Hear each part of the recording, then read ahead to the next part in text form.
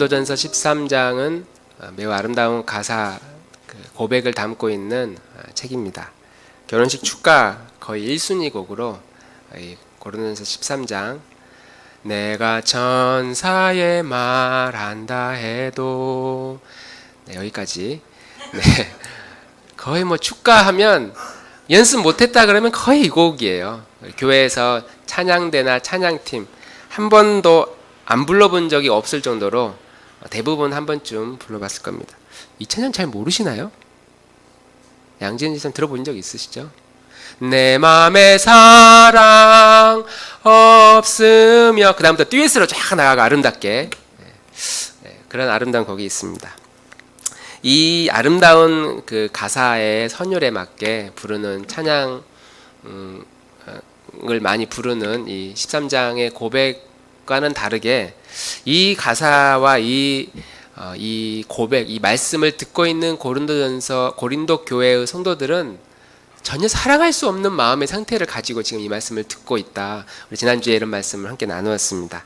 이 고린도 교우들은 지금 사는 게 아니고 먹는 게 아니고 예배가 아닌 분파를 만들고 서로 갈등하고 싸우고 시기하고 마음이 아주 지옥과 같은 삶을 지금 생활하면서 내가 이렇게까지 믿어야 되나 이런 마음을 갖고 있는 상태에서 사도 바울이 보낸 이 편지 13장의 편지를 지금 듣고 있는 것이죠. 고린도라는 지역 자체가 워낙 유능한 사람들이 많이 모이는 지역이고 또 다양한 문화가 오고 가는 지역이었고 그렇기 때문에 그곳에 세워진 교회도 그런 능력 있는 사람들이 많이 모였습니다. 그리고 그 능력 있는 사람들이 자신의 능력을 교회 안에서 뽐내다 보니까 여러 가지 갈등들이 있었습니다. 고린도전서 13장의 고백은 기본적으로 각자 가지고 있는 다양한 재능과 은사들, 이 은사들의 충돌 때문에 일어난 그 갈등을 중심으로 사도 바울은 이 말씀을 이제 기록하기 시작합니다. 태어났을 때부터 외모가 아주 출중해서 아이들이 예쁘면 그 주변의 어른들이 가만히 두질 않죠. 야, 너 참 예쁘다 하면서 꼭 얼굴을 한번 얼굴을 한번 이렇게 볼을 한번 꼬집어 본다거나 머리를 쓰다듬다거나 예쁘면 주변에서 참 가만히 두질 않는 것 같아요. 물론 어른이 됐는데도 그 미모가 계속 출중하다면 이 세상이 그런 미모를 그냥 두지 않아요. 물론 우리 이야기는 아니니까 뭐 별로 관심 없겠죠. 사람이 아주 똑똑하면 지식이 많으면 그래서 유능해요. 뭘 해도 하나를 가르치면 열을 알고 또 뭘 하나 공부하면 새로운 창의적인 아이디어로 무엇인가를 끊임없이 만들어내는 사람. 그래서 우리 주변에 우리 이야기는 아니고 최연소로 하버드를 들어갔다거나 영어를 공부한 지 얼마 안 됐는데 막 외국인과 막 이야기를 한다거나 이런 대단한 능력과 실력을 가지고 있는 사람, 이런 지식인들도 이 사회는 그냥 두지 않습니다. 그래서 특히 연예인들이 좀 얼굴도 되고 알려지고 그러면 그 사람을 이용해서 사업을 해 먹으려고 하는 수많은 도둑 님들이 달라붙어 가지고 결국에 아무것도 모르는 그 연예인들의 인생을 망치고 빚을 지게 만들고 사업을 망하게 하는, 그래서 옆에서 그 외모 때문에 혹은 그 능력 때문에 달라붙었다가 이제 먹을 게 없으면 다 떨어지는 그런 사람들, 그런 사회가 우리 사회에 참 많이 있습니다. 교회도 마찬가지인 것 같아요. 교회에서도 어느 한 성도가 은혜를 받잖아요. 예배를 드리다가 하나님을 만나고 내가 믿음으로 살아야지. 그러면 이제 열심이 생겨요. 열심. 그럼 내가 주를 위해 뭐라도 해봐야 되겠다. 그러면 예배도 조금 더 일찍 오고 토요일 날도 한 번 더 와서 목사님 필요한 거 없어요? 청소를 해야 되는데 그럼 제가 갈게요. 청소도 막 하고 뭐가 망가지면 제가 하겠다고 막 망가뜨립니다. 한 사람이 망가지는 것을 막 고칩니다. 네. 잘 듣고 계셔서 다행이네요. 아무도 반응이 없어가지고. 네. 한 사람이 은혜를 받으면 이렇게 열심을 내는데 주를 위해 내가 살아야지 이런 열심을 내는데 이렇게 열심을 낸 그 성도를 옆에 있는 사람들이 가만히 두질 않아요. 열심히 하면 시기하거나 열심히 하면 계속 일을 맡겨요. 누구 잘하니까 누구한테 맡기라고. 저분이 하라고. 그러면서 이 일이 계속 몰려서 나중에 탈진해서 쓰러지는 경우가 이 땅의 교회 가운데 부지기 있습니다. 사람도 그냥 두지 않고 사단도 그냥 두지 않아요. 사단이 그냥 내버려 두겠습니까? 한 성도가 은혜 받아 하나님하고 막 소통하고 있는데 내버려 두겠습니까? 끊임없이 공격합니다. 마음을 무너뜨리고 깨뜨리고. 그래서 우리는 이 죄된 본성을 가지고 있는 사람이기 때문에 항상 주목받고 싶은 그런 성향을 가지고 있고, 주인공 되고 싶어하는 성향을 가지고 있고, 그런 성향에 가장 쉽게 유혹당하는 것이 이 재능인 것 같아요. 은사라고 하는 거. 남들보다 조금 더 출중한 게 있으면 이것 때문에 내가 주인공 되는 길이 좀 더 쉽거든요. 외모가 출중하면 그냥 가만히만 있어도 사람들이 한 번씩 더 쳐다보고, 그러면 교회 일도 더 많이 맡다 보면 아무래도 무대 위에 오르는 일들을 많이 맡습니다. 그래서 저는 큰 교회 찬양팀이나 아니면 앞에서 이렇게 뭐 목사님들, 물론 저 같은 경우는 좀 예외라고 할 수 있고, 대부분 요즘 목사님들은 얼마나 키가 크고 잘생겼는지 몰라요. 제 엊그제 목사님들 모임이 있어서 제 동기 목사님들 모였는데, 한 목사님은 온누리교회에서 대학 청년부 열심히 사역하고, 또 사랑의 교회로 가셔서 거기서 사역하시고, 지금은 이제 서울에 있는 한 교회에서 이제 청빙을 받아 사역을 하고 있는데, 저보다 훨씬 키도 크고 얼굴도 잘생기고, 하나님 정말 불공평하다. 이런 분들은 이런 큰 교회에서 사역하게 하고, 또 물론 중심을 보시긴 하겠지만 먼저 하나님도 외모 좀 보는 거 아닌가, 이런 생각이 들 정도로 그런 생각이 듭니다. 교회에서 이런 훌륭한 외모를 가지고 있거나 능력을 가지고 있는, 주목받기 쉬운 은사를 가지고 있으면 이게 우리를 자신을 쉽게 드러내게 하는 그런 도구여서 약이 되기도 하지만 독이 된다는 사실도 우리는 알아야 됩니다. 그런 면에서 우리 나들목 교우들은 얼마나 감사할 게 많은지 모르겠습니다. 네, 동의를 안 하셔도 괜찮습니다. 은혜를 많이 받아도 우리는 쉽게 미끄러집니다. 눈물을 펑펑 쏟으며 하나님 은혜가 생각나고 감사의 제목들이 막 터져 나오고, 그렇게 은혜를 받으면 내가 주를 위해 열심히 살아야지 다짐을 해도, 그렇게 은혜를 받아도 우리는 미끄러집니다. 은혜를 잃어버리기도 하고 미끄러 떨어지기도 합니다. 시험을 들기도 합니다. 그래서 우리는 그 은혜를 받았을 때 이 은혜가 어느 방향으로 흘러내려가야 되는가, 어느 곳으로 가야 되는가, 내 은사의 에너지는 어디를 향하고 있는가, 이 은사가 에너지가 많냐 적냐 이건 중요한 게 아니다. 지난주에 말씀 나눴죠. 내가 남들보다 더 외모나 능력이 출중하냐 아니면 못하냐 이건 중요한 게 아니고, 내가 조그마한 것이라도 받은 은혜, 은사, 이런 내 재능들이 어디로 흘러가고 있는가, 이것이 너무 중요하다. 그래서 지난주에 우리는 그것을 단 하나의 질서라는 제목으로 아무 조건 없이 주신 하나님의 그 사랑, 예수 그리스도의 이 아가페와 같은 그 사랑으로 끊임없이 흘러가야만이 우리가 받은 이 은사가 시험 들지 않고 잘못된 길 가지 않고 하나님의 복을 받을 수 있다. 이렇게 지난주에 말씀을 나누었습니다. 오늘은 이제 13장으로 넘어가서 이 질서의 사랑이 없으면 무슨 일이 일어났는지에 대해서 함께 나눠보려고 합니다. 사랑이 없으면 1절에 3절까지 이렇게 말하고 있죠. 아름다운 사랑에 대해서 묘사하고 있는데, 사람의 방언을 말하고 천사의 말을 해도 사랑 없으면 완전히 아무것도 아니다. 이렇게 말하고 있고요. 2절에도 내가 예언하는 능력이 있고, 예언하는 능력이 있어서 그 예언 때문에 모든 비밀도 알아요. 딱 쳐다보면 투시의 은사가 딱 보면 알아요. 오늘 무슨 고민이 있는지, 오늘 뭘 먹고 싶어 하는지, 오늘 예배 때 졸고 있는지 딴 생각하는지를 딱 보면 알아요. 저한테 그런 게 있었으면 얼마나 좋을까요? 모든 비밀과 모든 지식을 알아요. 그리고 산을 옮길 만한 엄청난 믿음을 가지고 있고, 내가 내 것을 다 헌신할 수 있는 그런 헌신의 삶을 살아도, 혹은 내 몸을 불살라서 고난을 받는 거죠. 내가 상대방 누군가를 위해서 고난을 받는다고 해도, 그것이라고 해도 사랑이 없으면 아무 유익이 없다. 이렇게 말하고 있습니다. 우리는 고린도전서 13장 사랑은 언제나 오래 참고 사랑은 언제나 온유하기를 시작하기 전에, 사랑 없으면 이러이러한 삶이 아무 의미 없다라고 고백하는 이 사도 바울의 이 고백을 읽으면 동의가 됩니다. 사랑 없으면 아무 소용 없구나. 대단한 걸 가져도, 능력을 가져도 다 쓸모없는 거구나. 그래서 예수님께서도 그렇게 말씀하셨어요. 나더러 주여 주여 하는 자마다 다 천국에 갈 것이 아니다. 아버지 집으로 갈 자가 아니다.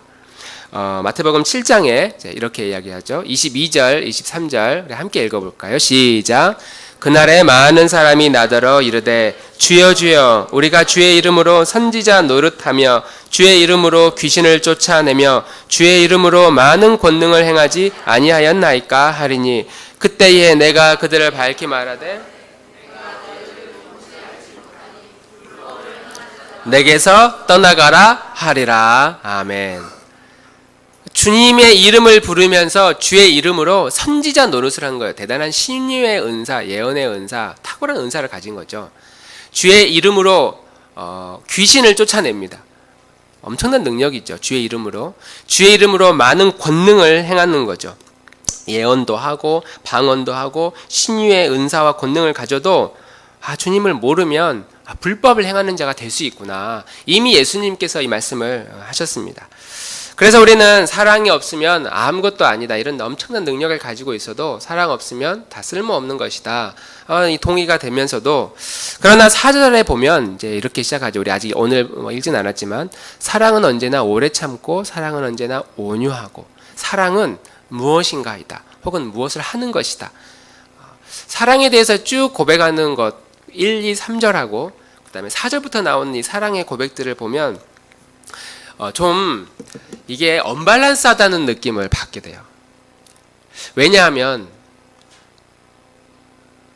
예를 들면 이런 것 같아요. 우리 이제 성도님들이 나들목교회 와서 혹은 이제 신앙생활을 하면서 이제 은혜를 받고 이제 좀 열심히 뭔가를 해봐야지 하고 있는데 이제 제가 어느 날 우리 집사님들한테 그렇게 하는 거예요. 집사님 신앙생활을 좀 더 그렇게 하시면 안 되고 좀 더 열심히 하셔야 된다. 그래서 우리 큐티 샀으니까 큐티를 이번 달에 꼭 사셔서 아침 저녁으로 아침마다 아니면 밤마다 큐티를 하시라고 매일매일 묵상하고 이거 카톡방에 올리시라고.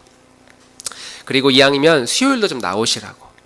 금요일도 좀 나오시고 우리 청년들은 공부하기 전에 딴 생각하지 말고 제일 먼저 큐티책 딱 펼쳐놓고 오늘 하루 하나님 내 지혜와 지식을 인도해 주십시오. 그렇게 묵상하고 하루를 시작하라고. 그렇게 권면을 했어요. 그래서 네 그렇게 한번 노력하겠습니다. 그래서 큐티도 받고 매일매일 묵상도 하고 수요일도 나오고 막 금요일도 와서 열심히 기도하고 우리 청년들은 안 하던 기도도 막 하기 시작하고 밥 먹을 때 눈치 보던 거 눈 감고 막 하나님께 기도하면서 밥도 먹습니다. 그런데 그렇게 열심히 좀 해보려고 그러는데 또 이제 어느 날 교회 목사가 와서 그러는 거예요. 집사님 그렇게 열심히 큐티 해봐야 아무 소용 없어요. 그렇게 수요일날 금요일날 나와봐야 아무 소용 없어요. 열심히 하라고 해서 했는데 그거 해봐야 아무 소용 없다고 그러니까 그럼 어떻게 해야 되냐고. 그러니까 말씀을 읽는데 사랑하는 마음을 가지고 열심히 말씀을 묵상하셔야 된다고.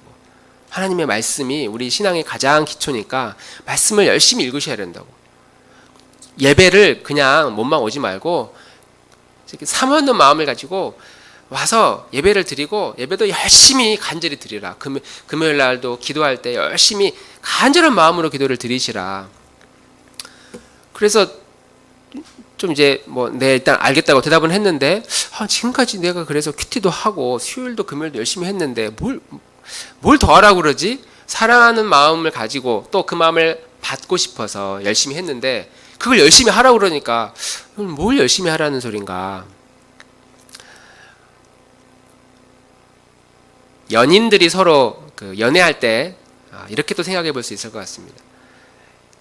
우리 한때 뜨거운 연애를 했던 경험들이 하도 오래전 일이라 우리 가장 가까웠던 우리 전상주 집사님과 우리 한아름 집사님 아니에요? 네, 우리 광래 형제 결혼하기 전에 이제 결혼하기로 약속하고 이제 결혼하기로 했어요. 그러면 어쨌든 사랑하는 마음이 있고 내가 평생 하나님이 붙여주신 내 배우자다 그런 마음을 갖잖아요. 그래서 이제 그때는 거리가 멀어도 아무래도 얼굴 한번 더 보려고 좀 더 자주 갔지 않았겠습니까? 부산을 자주 갔나요? 왔나요 부산을? 만나러? 네, 만나러 왔잖아요. 지금 한번 부산 한번 가자 그러면 그래요. 네, 그런데 그때는 막 한번 가자 그러면 그렇게 막 갑니다. 그렇게 멀어도. 연애할 때는 그런 거예요. 그런데 어느 날 이제 다른 사람 이제 연애를 열심히 하고 있는데 어느 날 자매가 형제한테 그러는 거예요. 나를 향한 사랑이 식은 것 같다고, 나를 사랑하지 않는 것 같다고. 그동안에는 이렇게 아무리 거리가 멀어도 막 집 앞까지 바르다 주고, 막 꽃도 사다 주고, 전화를 매일매일 하고, 막 사랑한다는 막 이야기도 막 해주고, 필요하면 선물도 사주고, 막 그러다가 그런 걸 열심히 하고 있는데, 어느 날 자매가 아무리 봐도 형제는, 오빠는 나를 사랑하지 않은 것 같다고. 왜 내가 너를 위해 얼마나 사랑하는데 아무리 나를 사랑한다고 말을 해도 이게 느껴지지가 않는다고, 마음이 와닿지가 않는다고. 그래서 아니 내가 너를 사랑하니까 그동안에 전화도 열심히 하고 뭐 편지도 써주고 그먼 부산까지도 막 가고 뭐 그렇게 해서 지금까지 연애를 했는데 왜 이게 안 느껴진다고 그러느냐. 그래 그럼 내가 어떻게 했으면 좋겠느냐. 나 진짜 내가 사랑한다는 이 마음을 꺼내가지고 보여주고 싶다. 어떻게 했으면 좋겠느냐. 자매가 이제 그러는 거예요. 그러면은 그냥 그게 별거 아니다. 그냥 내가 느껴지도록만 좀 행동해 주라. 그냥 길을 가다가 예쁜 꽃이 있으면 꽃 하나 사진 딱 찍어가지고 너가 생각났다고 그러면서 사진도 보내주고 또 선물도 좀 사주고 가을 겨울이 되면은 옷도 잘 맞춰서 딱 선물도 해주고 뭐 명품은 아니더라도 전화도 매일매일 해주고 사랑한다는 고백도 좀 해주고 그렇게 해서 그렇게 좀 해달라고 이제 이야기를 하는 거예요. 자매가. 형제가 알았다고 그렇게 하겠다고 했는데 알았다고 말은 했는데 생각해 보니까 지금까지 계속 그렇게 해온 거예요. 본인은 선물도 아내가 생각나니까 자매가 생각나니까 선물도 이렇게 주고 뭐 꽃도 있으면 꽃도 막 갖다 주고 집도 열심히 바르다 주고 그렇게 나름대로 사랑한다고 해서 열심히 하고 있는데 그게 사랑이 안 느껴진다고 그래서 그럼 어떻게 했으면 좋겠느냐. 그래서 하라고 그랬는데 보니까 지금까지 열심히 하고 있는 걸 더 열심히 하라는 거예요. 오늘 고린도전서 13장이 그런 비슷한 맥락입니다. 믿음이 없다고 믿음 생활을 열심히 하고 그리고 열심히 인내하면서 희생을 하면서 자기 몸을 불살르게 소망하면서 살아도 사랑이 없으면 아무것도 아니랍니다. 그래요? 그래서 그럼 제가 어떻게 해야 더 신실한 믿음을 가질 수 있겠습니까? 모든 것을 믿어야 된대요. 모든 것을 참아야 된다고 하고 모든 것을 견뎌야 된다고 그럽니다. 견디고 있고 참고 있는데 그 사랑이 아니라고 그러면서 또다시 하는 건 모든 것을 참고 견디는 거. 내가 모든 것을 나눠주고 내 몸을 불살라도 사랑이 없으면 아무것도 아니라고 그러니까 그러면 제가 어떻게 하면 좋을까요? 그래 내 모든 걸 다 불살라. 내 모든 걸 다 나눠줘. 지금까지 나눠주고 있고 막 불살릴 정도로 헌신하고 있는데 사랑이 없으면 아무것도 아니라고 그래서 그럼 어떻게 할까요? 모든 것을 다 불살라.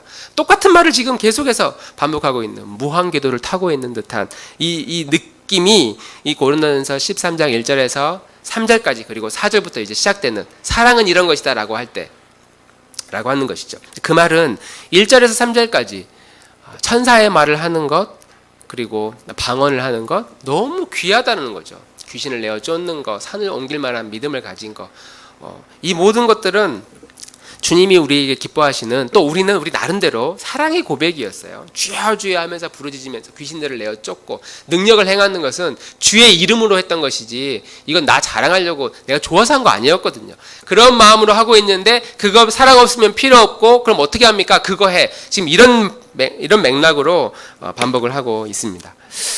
그래서 우리는 사도 바울이 왜 이런 식으로 이야기를 풀어갈까 함께 생각을 해보려고 하는데 사도 바울이 이 사랑이라는 주제를 꺼내서 이야기할 때 그 배경은 그 맥락은 지금 은사를 다루는 문제에서 이 사랑 이야기를 지금 꺼내고 있습니다. 12장에 은사에 대한 이야기를 쭉 하다가 내가 너에게 더욱 큰 은사를 보이겠다. 그러면서 이 은사를 통제하는 가장 좋은 질서, 가장 좋은 길을 내가 너에게 보일 것이다 라고 말씀하고 있습니다. 서두에 말씀드린 대로 고린도 교회는 굉장한 다툼과 싸움이 지금 심각한 교회였습니다. 각자 가지고 있는 은사와 은사가 다 충돌했어요. 서로가 충돌해서 수많은 갈등과 문제를 일으키는 교회였습니다. 오늘날 우리들의 교회와 아주 유사하죠. 사도 바울은 이 교회를 은사와 함께 설명하면서 12절 13절에 이렇게 고백하죠. 몸은 하나인데 많은 지체가 있고 몸의 지체가 많으나 한 몸임과 같이 그리스도도 그러하니라. 13절 시작. 우리가 유대인이나 헬라인이나 한 몸이 되었고 또 다 한 성령을 마시게 하셨느니라. 아멘.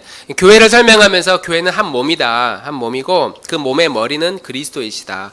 그리스도를 머리로 하고 있는 한 몸 안에는 각자 다른 지체들이 있는데 그 지체들이 바로 어떤 사람은 유대인일 수도 있고 어떤 사람은 헬라인일 수도 있고 어떤 사람은 모태신앙일 수도 있고 어떤 사람은 신분이 종이고 어떤 사람은 주인인 사람이 있을 수 있다. 그러나 이들은 다 세례를 받았고 한 몸이 되었고 한 성령을 받았다 이렇게 말씀하고 있습니다. 그러니까 그리스도는 머리이시고 머리는 한 분이시고 한 분 밑에 각각 다른 모양의 형태를 가지고 있는 손과 발 이런 지체의 모습으로 있어야 된다라고 합니다. 그리고 이런 손과 발, 몸, 발가락, 심장 이건 누구의 통제를 받냐면 머리 대신 그리스도의 통제를 받아야 된다라고 말씀하고 있는 것이죠. 손이 아무리 주먹이 세도 이 손도 머리의 통제를 받아야 되고 내가 다리가 아무리 달리기를 정말 잘하는 사람이에요. 그래서 허구한 이 몸뚱아리의 이 다리가 난 달리기가 주특기라고 할 수 있는 게 달리기밖에 없다고 하면서 매일 돌아다니면서 뛰어다니면 이 몸과 심장이 얼마나 피곤하고 얼마나 지치겠습니까? 어느 날 입이 나는 오늘 입맛이 없어가지고 난 도저히 먹을 수가 없다고 그래서 씹지도 않고 삼키지도 않으면 밑에 있는 장기들이나 이 몸들이 얼마나 배가 고프겠어요? 얼마나 힘들겠습니까? 머리의 통제를 받는 그리스도 되시는 머리의 통제를 받는 그런 우리들의 모습이어야 된다. 그래서 우리가 지난주에 단 하나의 질서라고 말할 때에 이 질서, 이 은사는 반드시 공동체를 위해서 사용되어져야 한다고 함께 말씀을 나누었습니다. 은사는 영어로 gift입니다. 선물이에요. 주어진 겁니다. 은사를 표현하는 또 다른 단어가 있는데 카리스, 우리가 보통 카리스마 있다고 그러잖아요. 카리스마는 원래 의미는 좋은 의미였어요. 그 개인이 가지고 있는 아주 독특한, 남들에게 없는 특별한 카리스마가 있다. 우리는 요즘 카리스마 그러면 막 엄격하고 아주 눈 똑 부러지게 무엇이든지 잘하는, 말 한마디 하면 딱딱 끊어치는 그런 식으로 이해하는데, 이 카리스마는 원래 카리스, 하나님이 주신 은사라는 개념입니다. 카리스가 영어로 그레이스거든요. 은혜거든요. 은혜는 하나님이 주어진 것이고, 기프트, 선물 사가지고 나 혼자 나에게 선물하는 경우도 있지만 이 선물도 주어진 것이죠. 누군가에게 주는 것이고, 이 은사는 결국은 하나님이 우리에게 주신 겁니다. 많고 적고 크고 적고가 아니라 중요한 건 주어졌고, 이 주어진 것에는 반드시 목적이 있다는 거죠. 부모님이 아이들에게 용돈을 줄 때는 야, 이거 가지고 너 필요할 때 써, 이렇게 용돈을 주지만 하나님이 우리에게 은사를 줄 때는 너 말고 이 은사가, 이 재능이 필요한 너의 공동체를 위해 써. 이걸 위해 우리에게 각각 은사를 주셨다는 것이죠. 그런데 이 고린도 교회의 은사를 가진 이 다양한 사람들이 이 목적에 맞지 않게 사용되어진 것이죠. 누구를 위해서 썼겠습니까? 자기의 만족, 자기의 유익, 자기의 나라, 자기만을 위해서 사용되어지고 있는 그 환경에 사도 바울이 이제 이 사랑의 은사를 탁 꺼내들면서 이제 강조하고 있는 것이죠. 그런 관점으로 1, 2, 3절을 한번 살펴보면요. 1절, 사랑의 방언. 천사의 말, 둘 다 말인데 말빨이 대단한 거죠. 이 사람이 말하면, 천사의 입을 가진 이 사람이 말하면 사람들의 마음이 녹아요. 난 절대 안 할 거야 라고 생각했는데 그 천사의 말을 듣고 나면 그래, 나 아니면 누가 하겠니 하면서 막 마음에 동의가 될 정도로 대단한 언어의 은사를 가지고 있는 사람입니다. 그런데 이런 사랑이, 이런 말빨이 있어도 사랑 없으면 다 소용없다. 소리 나는 굴이 울리는 꽹과리가 된다. 소음이 된다. 이렇게 이야기를 했는데, 이 고린도라는 지역 당시에는 이교도들이 굉장히 많이 있었고요. 오늘날로 치면 온갖 잡신들을 많이 가지고 와서 그 신들의 마음을 흥분을 시켜줘야 돼요. 만족을 시켜줘야 됩니다. 그래서 제일 많이 사용했던 것이 소리였어요. 소리. 우리 굿할 때 굿판을 벌리면 이제 본 적은 없겠지만 그 막 딸랑딸랑하면서 에헤 하면서 막 소리를 지르며 막 북치고 장구치고 그러잖아요.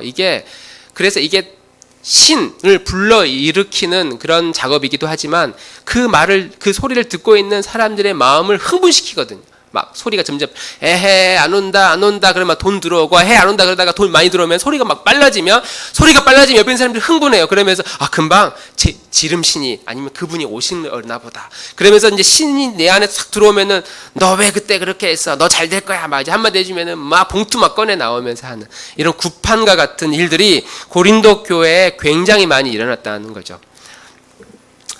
그런데 이 구판에서 나오는 이 음악들이 아름다운 멜로디나 이 선율이 있는 것이 아니라 이게 요즘 우리 메탈과 같은 꽹과리는 이 박자라도 리듬이라도 있지. 여기서 말하는 이 구판에서 일어나는 소리들은 사람의 마음을 자극하고 신들을 장악하는 막 마음을 긁어오는 그런 음악 노래 소리였기 때문에 굉장히 자극적이고 시끄러웠습니다. 제가 이거 생각하면서 어떤 소리가 이렇게 시끄러운가 생각을 해보니까 밤에 잠자려고 이렇게 조용히 해서 이렇게 누웠는데 저 아늑히 먼 곳에서 개 짖는 소리가 들려요. 멍멍. 그런데 이 개 짖는 소리가 아주 운치 있어 보이지만 개가 박자에 맞춰서 짖지 않거든요. 멍멍 그러지 않거든요. 멍멍 짖다가 또 끊어질 듯 하면은 멍멍 또 좀 끊어질 듯 하면은 또 한 번 소리가 안 나면 또 불안해져. 또 나올 때가 됐는데 왜 안 이제 자나 보다. 그러다가 그러면 막 당장 뛰쳐나가서 걔 멱살을 잡고 싶을 정도로 누구네지 걔인지.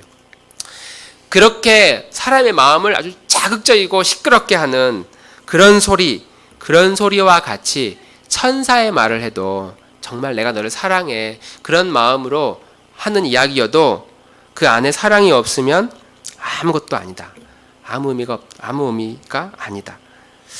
사랑은 인격을 가지고 있고 하나님의 사랑은 인격을 가지고 있거든요. 인격은 지성과 마음과 의지가 동반돼야 돼. 우리는 그걸 보통 인격이라고 말합니다. 그런데 이 지식, 이 머리만 계속 쏟아내는 말만 나오기 시작하는 거죠. 마음이 동의가 안 되고 행위로도 아무 실천도 없는.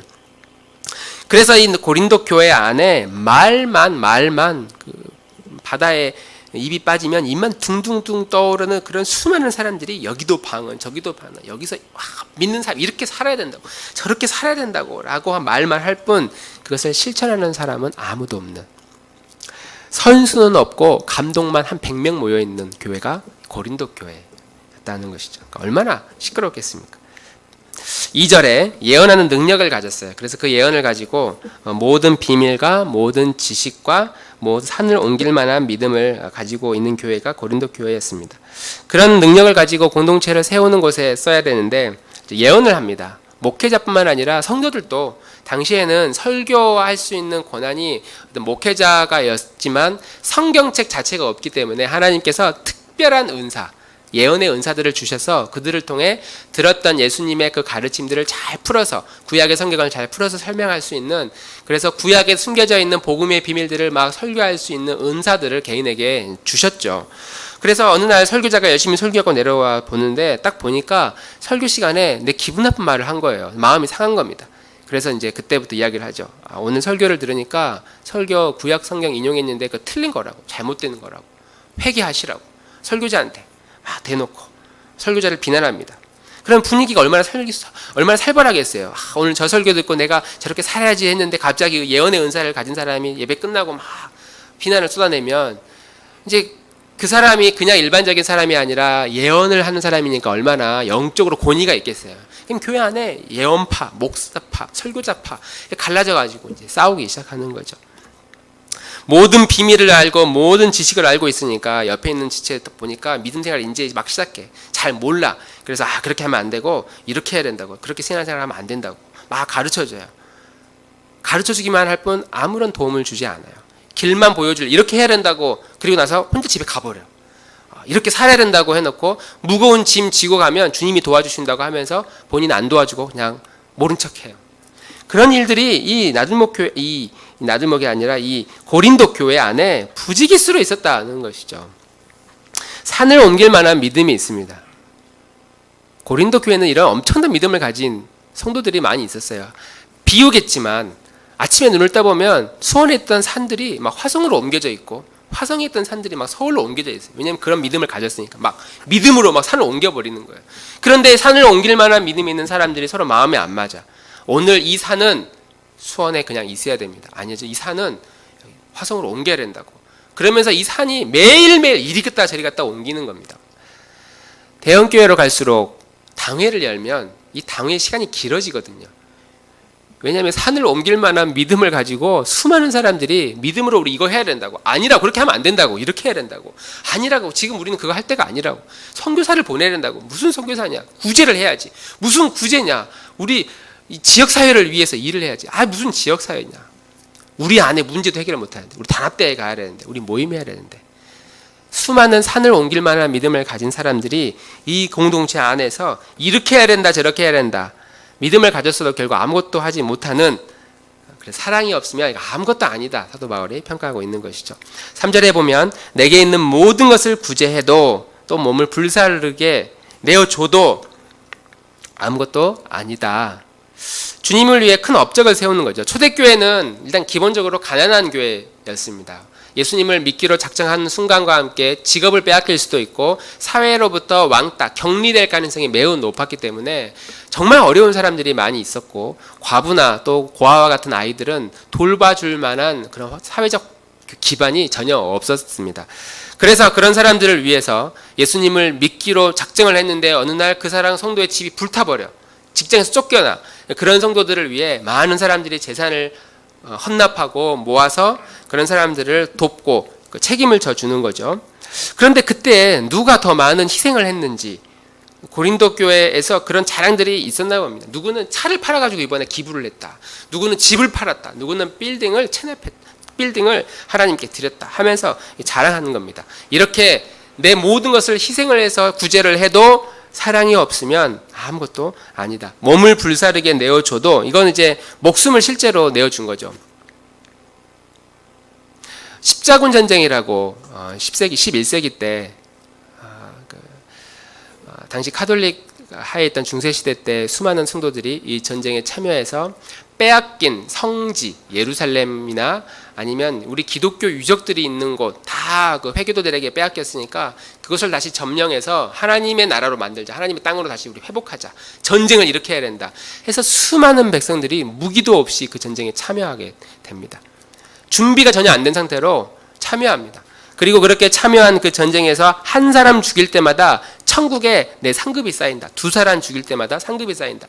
그래서 수많은 학살들이 그 안에서 얼마나 많이 일어나는지 몰라요. 어린 아이들 한 영혼마다 천국의 상급이라고 하니까 밥이잖아요. 아이들을 창살에 다 찔러가지고 질질 끌고 다녔다는 기록들부터 시작해서 엄청난 순교를 했습니다. 그렇게 사람을 죽일 때마다 하나님의 상급을 받는 조건으로. 그리고 처음에 첫 번째, 두 번째 십자군 전쟁만 이겼고 나머지는 거의 다 패배했거든요. 전쟁에서 그렇게 지는데도 위에 있는 사람들은 전쟁에 참여한다고 독려해서 수많은 사람들을 전쟁터로 몰아서 거기서 목숨을 바쳐 싸우다가 죽는 수많은 그리스도인들. 오늘날로 치면 그 자살 테러 폭탄하는 그런 사람들과 같다고 할 수 있을 것 같아요. 그들도 이렇게 자살을 해서 테러를 해서 자살을 하면, 폭탄을 터뜨리면 천국에 수많은 상급이 있다고 믿거든요. 그런 믿음을 가지고 이런 희생을 벌이고 있거든요. 이 이슬람 교도들과 당시 우리 기독교인들과 무슨 차이가 있는지, 어떤 업적만 남기면 된다는 그런 생각이었는데 그렇게 해도 사랑이 없으면 아무것도 아니다 말씀하고 있는 겁니다. 하나님의 몸인 공동체, 교회인 공동체는 반드시 서로 다른 은사들을 가지고 있지만 그리스도를 머리로 모시며 살아감과 함께 그리스도의 말씀의 통제를 받으며 살아가는 공동체입니다. 하나님의 말씀의 통제를 받으며 살아가는 공동체가 교회라는 것이죠. 하나님의 나라는 이미 이곳에 왔고 우리는 이미 하나님의 나라 안에서 하나가 되었지만 아직 완성되지 않은 나라에 우리는 살고 있죠. 그리고 우리는 그 하나됨의 완성을 위해서 지금도 매일매일 걸어가고 있습니다. 그래서 그 걸어가는 길 위에 우리는 오늘 이렇게 예배 드리러 그 하나 되는 그 질서를 배우고 싶어 11시 예배 시간에 이렇게 와서 하나님께 우리는 예배를 드립니다. 그리고 이 한 주간 또 예배가 끝나면 집으로 돌아가면서 또 살아가겠죠. 공부하는 학생들은 공부할 것이고, 직장인들은 열심히 직장 생활할 것이고, 사회에서 일을 할 겁니다. 그리고 그 안에 그 분주함 속에 주님을 사랑하기 위해서 이렇게 해야 된다고 하니까 어떤 분들은 큐티도 할 것이고, 어떤 분들은 안 하던 기도도 하게 될 것이고, 어떤 분들은 내 밑에 누가 안 믿는 사람들이 누군가, 믿는 사람들이 누군가 이렇게 알아보는 이런 좀 적극적인 그런 모습도 우리 가운데 있을 겁니다. 어떤 분은 누가 어려워서 구제를 하는 경우도 있고, 고난에 동참하고 헌신도 할 수 있습니다. 우리가 주님을 위해서라고 말은 하지만, 주님을 위해서 혹은 내가 좀 더 선한 사람이 되고 싶어, 더 잘 믿고 싶어서 조금 노력을 하고, 조금 헌신을 하고, 조금 더 내 에너지를 주님을 위해 이렇게 흘려보내려고 할 때, 그 흘려보내는 그 에너지가 항상 막힌다는 것이 문제이죠. 믿음으로 살아봐야지, 그리고 막 결심하고 결단해도 이게 꼭 막혀요. 잘 쉽게 되어지지 않습니다.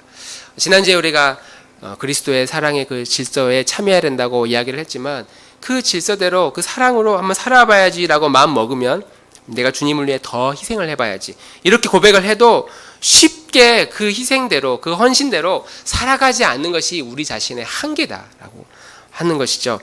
우리는 그럴 때마다 항상 내 마음 깊은 곳에 숨겨져 있는, 내가 이렇게 주님을 위해서 한다고 하는 이 섬김의 저 끝에 누가 있는지를 항상 생각을 해봐야 됩니다. 그 끝에 우리는 분명히 주님이라고 믿고 갔는데 사실은 내가 있는 경우, 내 자아가 있는 경우, 내가 좀 드러나기를 원하는, 내가 인정받기를, 사람들이 나를 알아주기를, 주님을 위해 일을 했지만 사실은 그 안에 나를 위한 길이었다는 것을 우리는 아주 숨겨져 있는 내면의 그 모습들을 기도하는 가운데, 또 말씀을 묵상하는 가운데 알게 된다는 것이죠. 예수님이 이 땅에 오셔서 우리에게 주신 아가페의 그 십자가, 그 단 하나의 그 질서는 어떤 질서냐면, 예수님이 이렇게 길을 걸어가다가 길 한가운데서 길 저쪽 끝에 아무것도 모른 채 막 뛰어가고 있는 우리 인간들과 그 길의 시작이신 그 하나님과 그 인간을 이어주시는, 우리가 하나님을 찾고 싶어 뭔가 열심히 했는데 이렇게 그렇게 가면 그곳에 하나님 없어 라고 하시면서 그리스도께서 이 땅에 오셔서 하나님과 인간을 이어주는 다리 역할을 하셨죠. 우리는 그것을 십자가라고 고백합니다. 그리고 그곳에서 자기 몸을 찢어가지고 피를 흘리셔서 내가 이 길이 맞다는 것을, 이 길이 옳다는 것을 수많은 사람들에게 보여주셨습니다. 우리는 그 길을 보고, 예수님을 통해 예수님을 믿지만 그것은 결국 내가 하나님께 나아가는 길이구나. 그리고 예수님이 우리에게 그 십자가를 따라오라고 그러셨어요. 그 십자가를 지고 나를 따르라고 말씀하셨어요. 그건 예수님이 지금 하고 있는 그 역할을 본받으라는 의미거든요. 내가 하나님과 인간을 연결하는 이 삶, 그것을 본받고 너희도 그렇게 하라. 그러면 우리는 이 한 주간 나는 무엇을 연결하고 있는 삶인가? 하나님이 나에게 은사를 주셨어요. 하나님이 나에게 주신 거죠.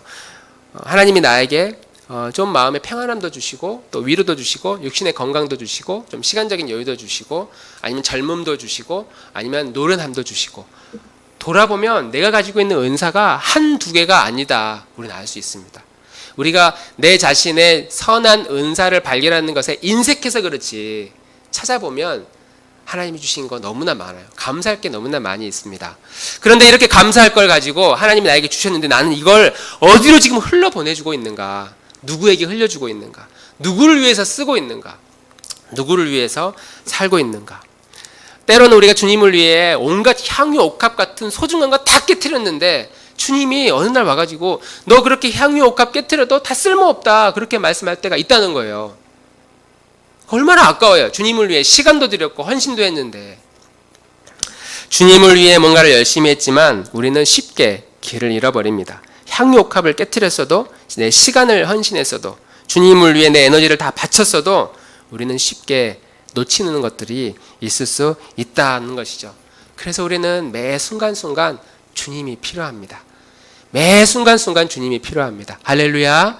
우리 나들목교회는 주님 없으면, 내 믿음은 주님 없으면 난 살 수 없는 존재, 난 넘어질 수밖에 없는 존재.